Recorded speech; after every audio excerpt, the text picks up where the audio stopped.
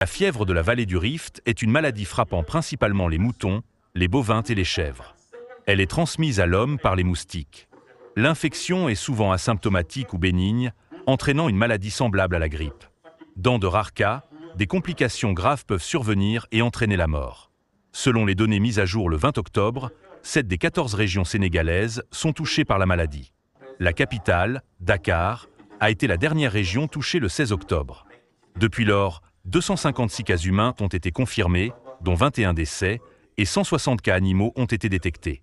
Les caractéristiques des cas confirmés indiquent que plus de 80% des malades ont entre 15 et 60 ans et que 3 patients sur 4 sont issus de zones rurales. Au ministère de la Santé et de l'Hygiène publique, des représentants de plusieurs départements gouvernementaux, des experts vétérinaires et des épidémiologistes se sont adressés à la presse.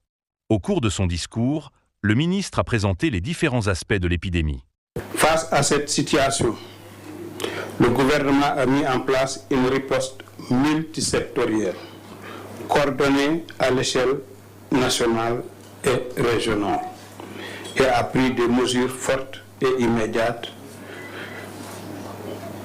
parmi lesquelles nous pouvons citer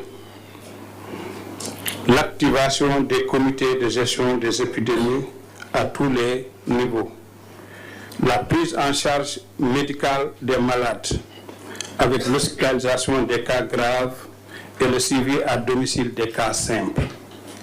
Comme mesure de santé publique, il y a eu une communication de proximité en langue locale pour informer et sensibiliser les populations dans les marchés, les villages, mais également les zones pastorales. En matière de prévention et pour briser la chaîne de transmission, une campagne de vaccination d'urgence ciblée a déjà permis de vacciner 14 245 animaux dans 55 villages.